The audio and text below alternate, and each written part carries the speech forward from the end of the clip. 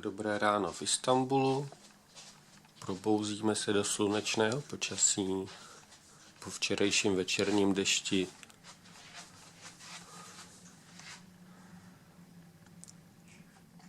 Trajekty už vesele pendlují.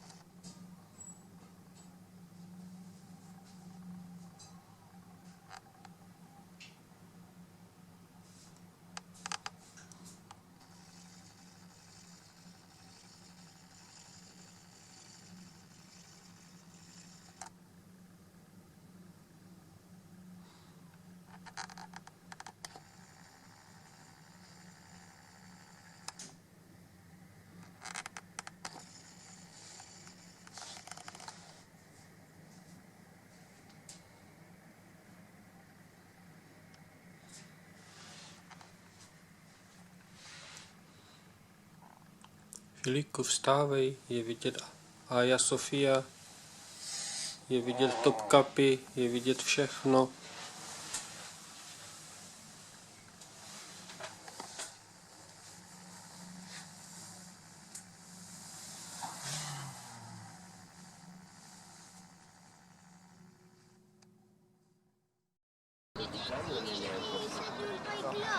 Da vicino mi sembrano un po'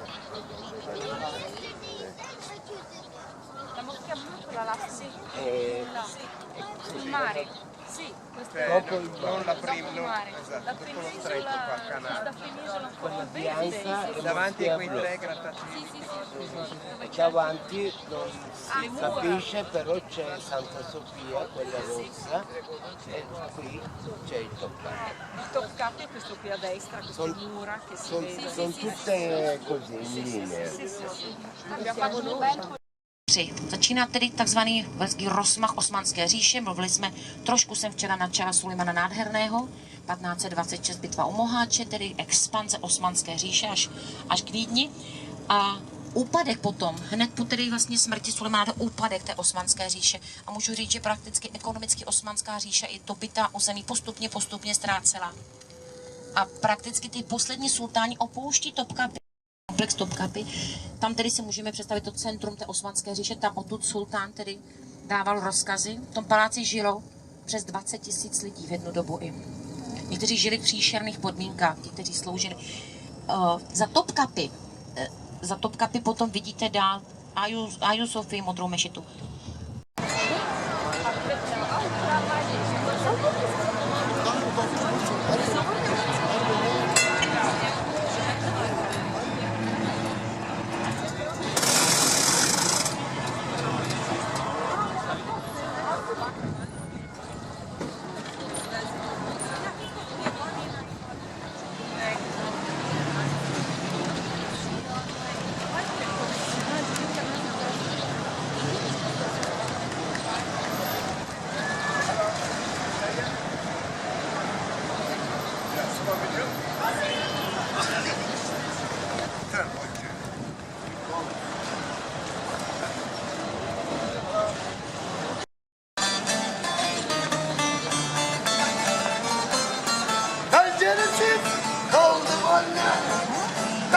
Basit aldım anne. Uçurmam tellere takıldı. Hadi benim.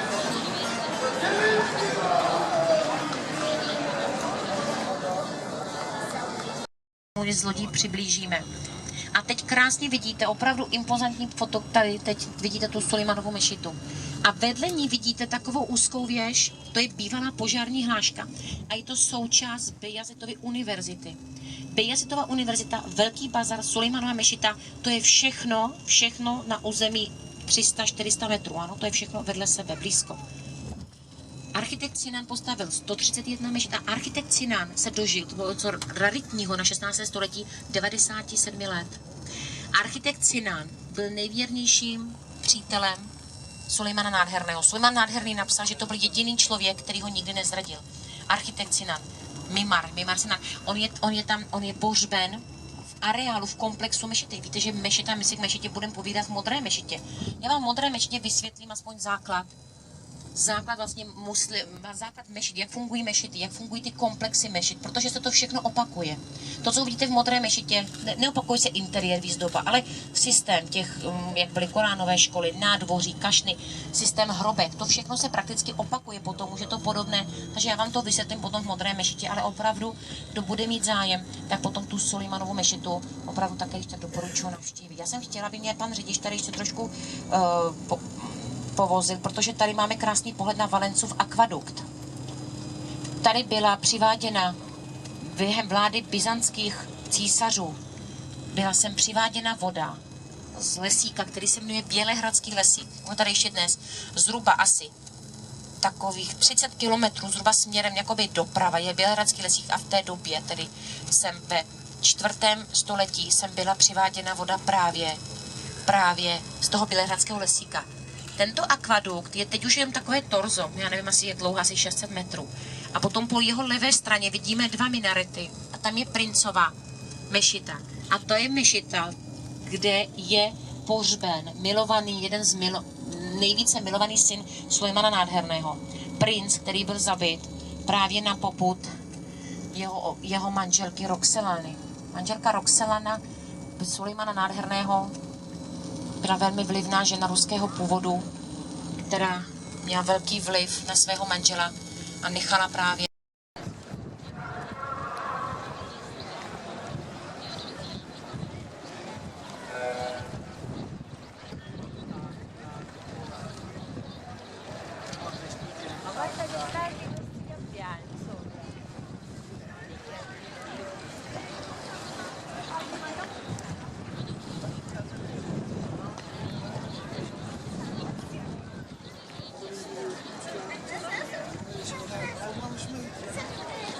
Ben olsam olmam, ben sana söyleyeyim. Ha şöyle bir şey.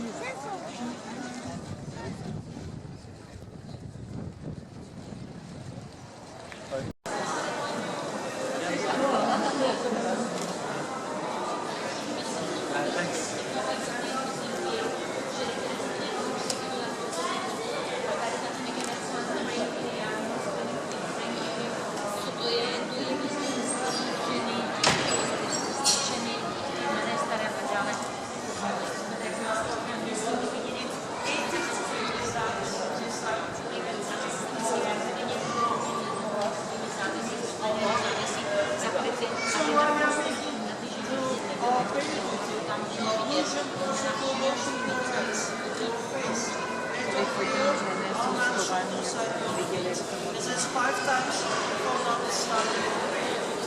For the ladies. třeba sundání vždy takové jsou přidělené, to znamená, že se vrátíme do situace,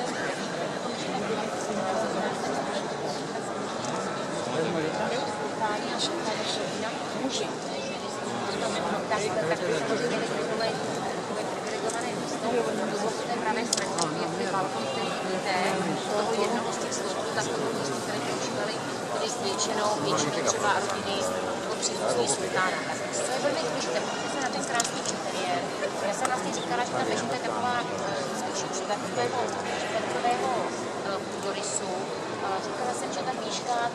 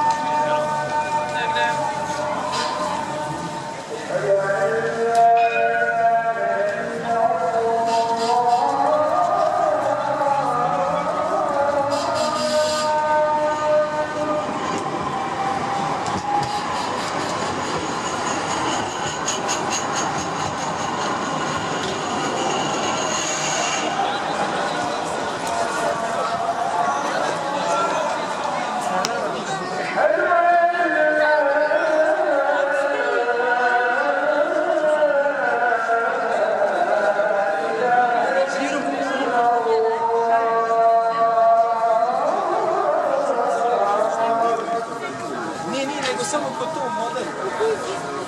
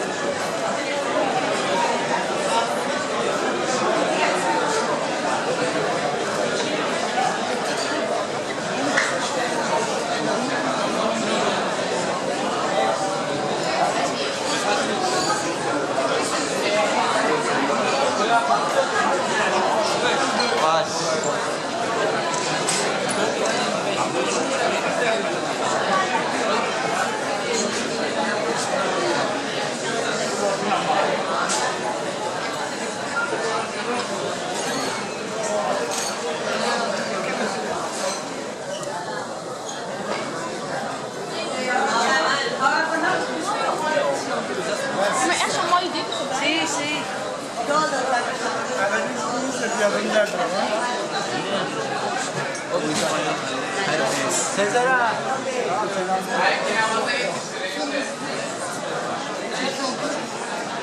Belki namaza gitmiştir.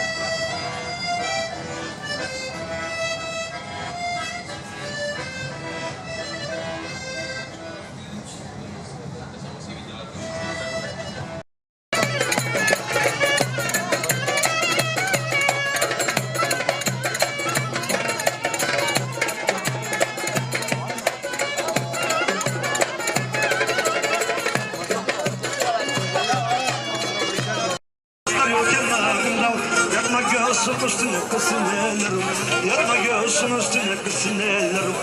Emine gel emine. Allah kötülerini koysun cehennem. Emine gel emine. Allah kötülerini koysun cehennemine.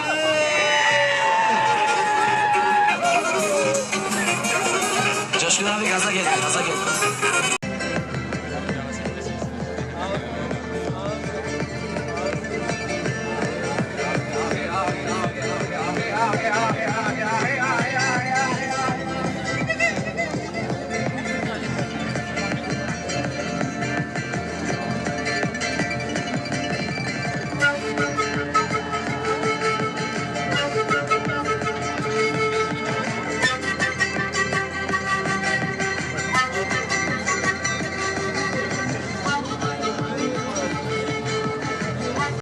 Jsou otevřené veřejnosti od 1. dubna a je tam dokonce i krásné květiny, expozice k tulipánu a tak dále.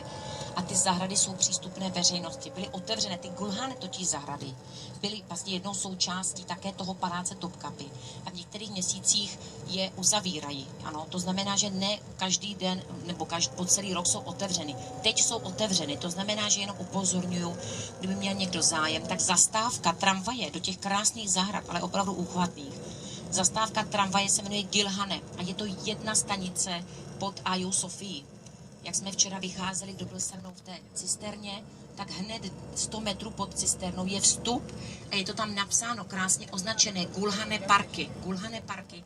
A je tam také napsáno Archaeologic Museum, protože tam je velmi důležité archeologické muzeum, které je pod Topkapi. A to archeologické muzeum je také dnes otevřené. Ano, to zase další možnost do 7 hodin do večera. To všechno je takzvaně kompaktně, za takovou hradbou, která je obrovská brána otevřená.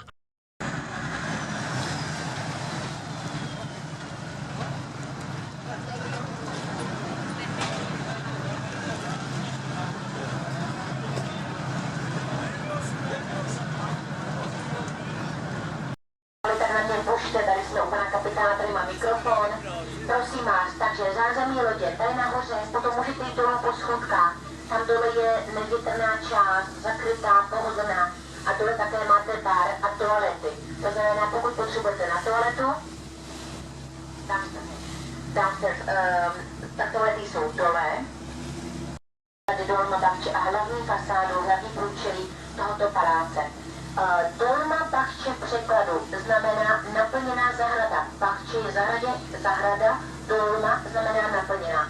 V překladu Dolma Bachče je naplněná zahrada. Byla postavena nejprve na příkaz matky sultána Abdulmedzida v roce 1836 až 1861 ve stylu francouzského empíru. Hodinová věž, která se nachází u vstupu, kde začínají fronty, kde se kupují vstupenky, tak hodinová věž byla postavena již za sultána Abdulmedzida v letech 1876 k určování času k modlitbám a sloužila také hodinová věž jako parametr a informace o počasí. Letí až do roku 1923. Od roku 1923 prezident Atatürk, když měl velmi významnou návštěvu, tak někdy používal k slavnostním gala večeřím právě interiéry paláce Dolmabahče a paradoxní prezident Atatürk zemřel tady v Istanbulu, ale v Ankaře, kterou měl raději, a zemřel tady v paláci Dolmabahče 10. listopadu 1938. Většina hodin, o kterých jsem mluvila v paláci Dolmabahče, jsou nařízeny na 9 hodin a 5 minut, protože to je hodina, kdy právě první turecký prezident Atatürk zemřel. Dnes také v paláci Dolmabahče je určitá sekce, asi 30% té plochy Dolmabahče, která je uzavřené veřejnosti a jsou tam kanceláře turecké části NATO. Tak prosím vás, když vyhrajete v loterii, tak tady máte krásné nejdražší hotely, možná Evropy vůbec. Four Seasons je jeden z drahých hotelů, který je v paláci, který byl postaven začátkem 20. století. Ale zatím se blížíme úplně k nejdražšímu hotelu Istanbulu a to je hotel Kempinski. Tady, jak máte napsáno Beşiktaş Anadolu Lisesi, tak to je soukromá střední škola, soukromé střední liceum, zase sponzorované fotbalovými mužstvy. Všechno uvidíte, buď to sponzoruje milnánská rodina Sabanči, nebo Beşiktaş, nebo Galatasaray. Takže když bude tady to 3 let vydělávat, tak jeho dítě může studovat na prestižním liceu. A teď prosím, krásný palác. Palác Čirahan. Tento palác byl postaven v roce 1874 a byl postaven na příkaz stejného sultána Abdulazise, který nechal postavit vzpomínky na Istanbul, kterou byste si možná měli opatřit po vašem návratu, až se vrátíte domů přečíst, tak právě zmiňuje toto člověk Ortakoy. Tato mešita byla postavena právě zmiňovaným arménským architektem. Paradoxně není nějak významná, je z 19. století, ale dle mého názoru jedna z nejmalebnějších mešit Istanbulu vůbec. A jenom samozřejmě to krásné panorama, který té mešity právě z Bosporé. Tady vidíte snoubenci, všichni, kdo se potom dávají, tady vidíte nevěstu, tak se tady fotí u té mešity Ortakoy. Tady taky moc příjemná kavárna, doporučuji, za levné turecké ceny, tady ta kavárna Ortakoy. Od 15 let ve večerních hodinách, anebo i odpoledních hodinách, kdybyste dnes chtěli opravdu taxík, aby se tam nejeli víc než 5 nebo 6 minut. Ortakoy. Máme dokonce některé ty osmanské domy jsou opravdu původní a jsou z poloviny 18. století. Tak a teď budu zmiňovat ten most. Ten už všichni bezpečně známe, je to Bosporský most. Ano, ty mosty před Bosporskou 2. Tento most je Bosporský a byl dokončen v roce 1973 k 50. výročí založení Turecké republiky. Stavba trvala 3,5 roku. Byl postaven konsorciem německých a anglických firm. Tak, most je celkem dlouhý, 1560 metrů, mezi hlavními nosníky vzdálenost 1074 metrů, výška nosníku 165, šířka jízdních pruhů 3 plus 3, 32 metrů celkem, a výška tedy takto od hladiny až nahoru je 64 metrů. Proudy, to znamená jeden, který jde z Černého moře, druhý ten, který je z Marmarského moře, tak samozřejmě to je strašně nebezpečné a můžete se utopit. Je pravda, že velmi blízko, až pojedeme okolo privátních vil po té asijské straně, tak uvidíte, že mají schůdky také do Bosporu, do moře. Je pravda, že jsem kolikrát viděla i někoho na okraji, ale velmi těsném okraji, 2 metry od břehu plavat. Problém není, ale samozřejmě i pro tu četnou lodní dopravu, tak je to prakticky nebezpečné. To znamená, že plavání Bosporu se nedoporučuje. Proto třeba i není zvyk tady chodit na hřbitovy. Jo, tady není zvyk, jakoby ano, pohřbívání, ale pak se nechodí jako nahoru vzpomínat, jako u nás na dušičky, proto spousta hřbitovů, mimo třeba tohoto, který takový lépe zachovaný, vypadá takové jakoby zanedbaní, ale to proto, že prostě takto muslimové mají jiný zvyk, ne, že by si nevážili nebo nevzpomínali na ty zemřelé. A tím hřbitovým je tedy pevnost, jmenuje se Rumeli Hisary. Má název tedy vlastně dobyvateli Konstantinopole, tedy Mehmed II. Dobyvatel, a byla postavena tedy právě těsně před dobytím Konstantinopole, to znamená 1443 až 1453. A byla vlastně postavena za účelem kontroly Bosporu a právě tím účelem dobytí Konstantinopole. Je zajímavé, že na ní pracovalo přes asi 1500 mistrů a 3,5 tisíce dělníků. Po dobytí Konstantinopole prakticky ztratila svoji roli, taky sloužila jako věznice pro zbouřené janičáře, jak jsem říkala, vlastně ty janičáři, to bylo elitní jakoby skupina vojsko, které sloužily pro sultána. a také sloužilo jako vězení pro nějaké špiony, cizí velvyslance, kteří vedli později s Osmanskou říší válku. Je tam 14 věží, ta chviličku to uvidí, ta pevnost je obrovská, je takzvaná, ty věže jsou, je tam 14 věží, potom jsou tam takové 3 obrovské kontrolní věže, ty jsou ve formě trojuhelníku a celková plocha zastavení je asi 30 000 metrů čtverečních.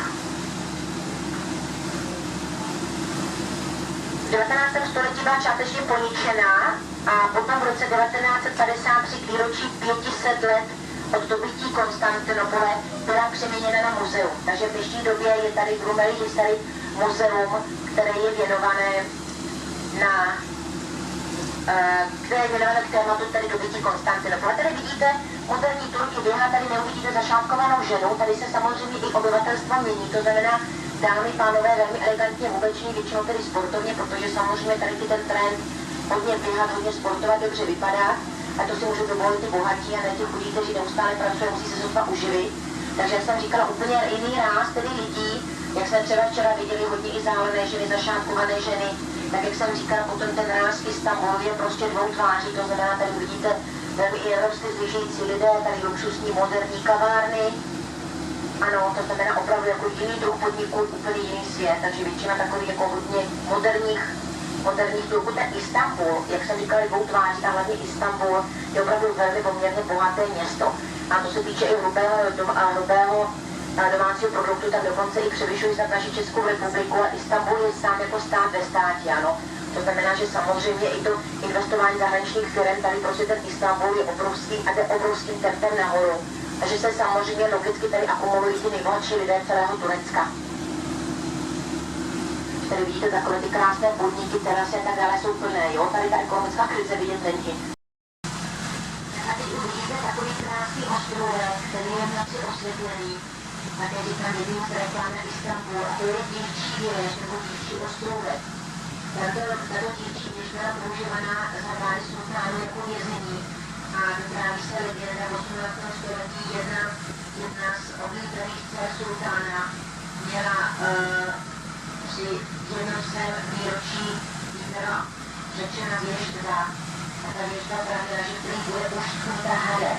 To je jedna z těch variant těch hadem. Takže natvrdí tedy, že aby tedy sultán svým milovanou dceru uchránil v paláci Topraty, který mají před sebou, tak ji nechal tedy uvěznit nebo uchránit před tím